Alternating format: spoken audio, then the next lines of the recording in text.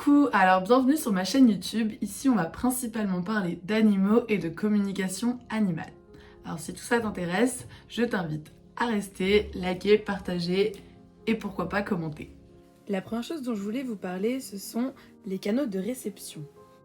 La plupart du temps quand je dis que je suis communicatrice animale, on me demande ce que c'est et une fois que j'explique que je parle aux animaux, on me dit mais comment ça tu leur parles? C'est-à-dire que tu vas leur parler comme ça et ils vont te répondre comme si tu parlais à un humain? Ben non, c'est un petit peu plus compliqué que ça. C'est-à-dire que communiquer avec un animal, grossièrement, je pourrais comparer ça à de la télépathie qui va passer par différents canaux. Pour ma part, j'en compte 6. On va avoir les images, les sons, les odeurs, le goût, les ressentis physiques. Donc comme vous voyez, ça fait partie des 5 sens. Et le dernier que je pourrais mettre, c'est l'écriture intuitive. Donc laissez-moi d'abord vous parler du canal des images. Donc recevoir des images de la part d'un animal, ça peut être sous différentes formes. Ça peut être des images qui sont très rapides, ça peut être des images qui sont très floues, ou encore ça peut être carrément être transporté dans le monde de l'animal et se sentir comme dans la peau de celui-ci. On va vivre le moment avec lui, on va expérimenter ce qu'il a expérimenté et vraiment être transporté dans un autre monde. Ça dépend. Pour vous donner un petit exemple, ce matin j'ai fait une communication animale avec un chat perdu et en me connectant, il m'a directement accompagnée dans un endroit. Je me suis retrouvée dans la forêt de nuit avec lui et il m'a montré comment se déroulait une de ses chasses et j'ai vraiment eu les images de tout ce qu'il voyait, tout ce qu'il faisait. C'est assez impressionnant et c'est assez émouvant aussi parce qu'on se retrouve vraiment transporté dans l'univers de l'animal. Alors, ensuite on a le canal des odeurs. Pour ma part, c'est un canal qui n'est pas très développé, je dirais. Ça m'arrive de temps en temps de ressentir, mais c'est vrai que c'est assez rare. La plupart du temps, quand je ressens des odeurs, ça peut être que justement l'animal a une gêne dans son foyer avec une odeur qu'il y a. Donc ça peut être, j'ai déjà senti l'odeur de cigarette, ou alors ça peut être qu'il m'envoie une odeur de nourriture, de quelque chose qu'il a envie de manger. Et un autre canal du coup qui est aussi un petit peu moins développé chez moi mais qui peut m'arriver quand même de recevoir, c'est le goût. Le goût, c'est un peu le même fonctionnement, je dirais, pour moi que le canal des odeurs, c'est-à-dire que je vais ressentir ça quand il y a une grosse envie de la part de l'animal de manger quelque chose, ou alors quand il a eu une situation traumatisante, style un accident. J'ai déjà eu l'occasion de recevoir par le goût du sang dans ma bouche. Ah, on a le petit Cosmo qui arrive.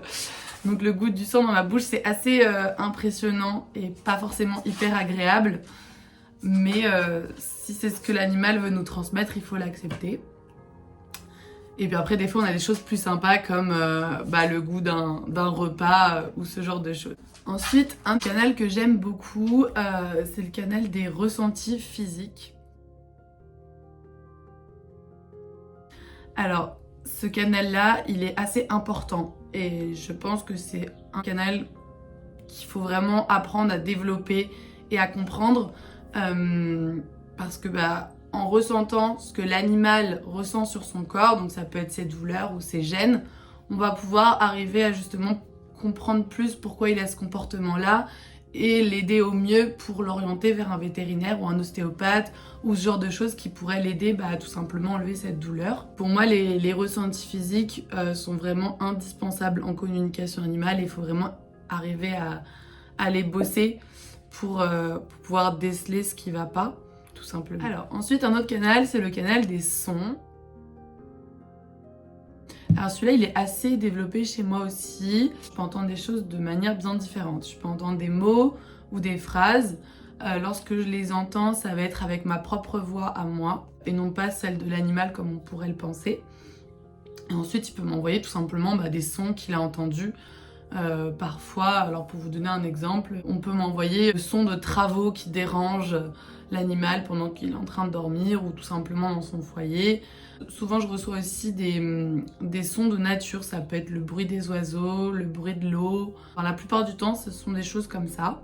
Et quand on a le canal des sons qui est couplé à celui des images, je dirais que l'expérience elle est encore plus forte et encore plus prenante parce que en fait on se retrouve vraiment à la place de l'animal avec lui et complètement plongé dans son univers. Le dernier canal qui ne fait pas partie des 5 sens mais que j'aime beaucoup, c'est celui de l'écriture intuitive. Qui permet de capter pas mal de choses et que je trouve assez bluffant dans le sens où qu'est-ce que c'est? On va prendre une feuille, on va prendre un stylo et on va totalement lâcher prise et laisser l'animal entre guillemets nous dicter ce qu'on doit écrire et donc tout simplement commencer à écrire sur la feuille. Et la plupart du temps, ça peut arriver que je finisse d'écrire sur la feuille, je ne me rappelle pas de ce que j'ai écrit. Enfin, je me rappelle très vaguement et en relisant le message, je me rends compte de ce que j'ai écrit et je me rends compte aussi que c'est pas du tout ma manière de parler, que c'est pas du tout ma manière d'écrire.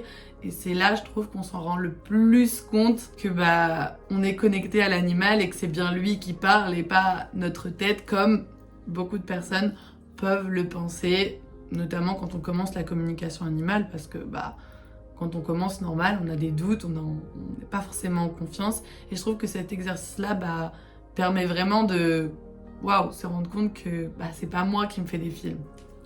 Voilà pour cette première vidéo sur les canaux en communication animale. J'espère qu'elle t'aura plu et que tu auras pu apprendre 2-3 petits trucs. Et si ça t'a donné envie de faire une communication avec ton petit loulou ou même de te former, n'hésite pas à me contacter sur mon Instagram ou ma page Facebook. J'ai aussi mon petit site internet que tu peux aller regarder, qui est ouvert depuis pas très longtemps. Et puis je te souhaite une bonne journée et je t'envoie tout plein de belles énergies.